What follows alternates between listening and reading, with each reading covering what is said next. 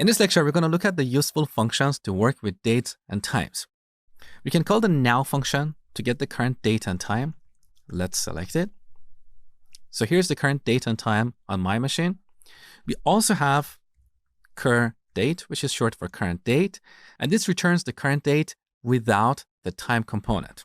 And similarly, we have current time, which returns the current time. Let's take a look.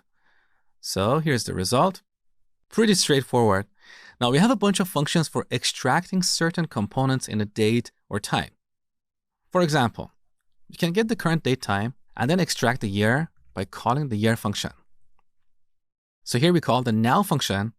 This function returns a date time object, and then we pass that as an argument to the year function. Take a look. So the current year is 2019. We can also get the current month, which is March, or the current day. Or we can call the hour function to get the current hour, or the minute, or the second. Pretty useful functions.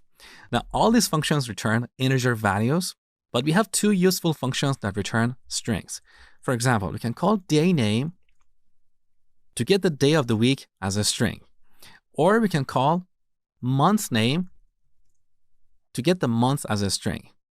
Now, apart from these functions, we also have the extract function.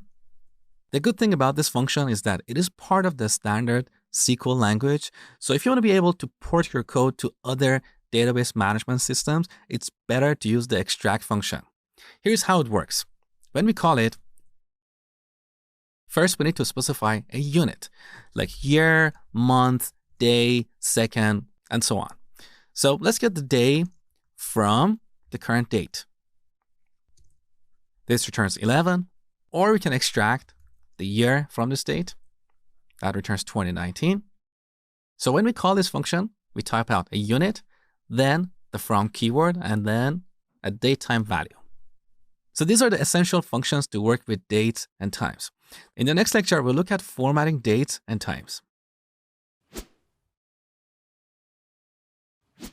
Here's your exercise for this tutorial. Earlier in the course, we wrote this query to get the orders placed this year. There, we assumed that the current year is 2019, and we wrote our query with a where clause like this.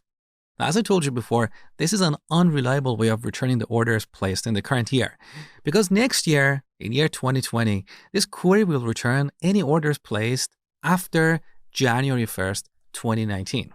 So it will return the orders placed in both 2019 and 2020. Now, in this lecture, you learned how to get the current date and extract various components like year, month, day, and so on. So now go ahead and modify this query to reliably return the orders placed in the current year.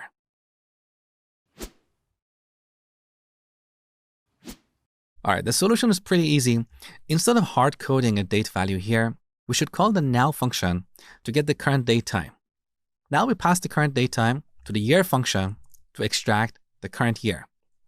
And then similarly, we pass this order date to the year function to get the year of the order, and then check to see if both these years are equal. This query will return all the orders placed in the current year. Let's take a look.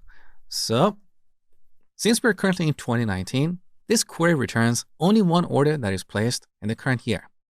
In the future, when you watch this course, this query is not going to return anything because in our sample dataset, we don't have any orders placed after 2019. So if you want to test this query, you'll have to manually update the data of one of the orders.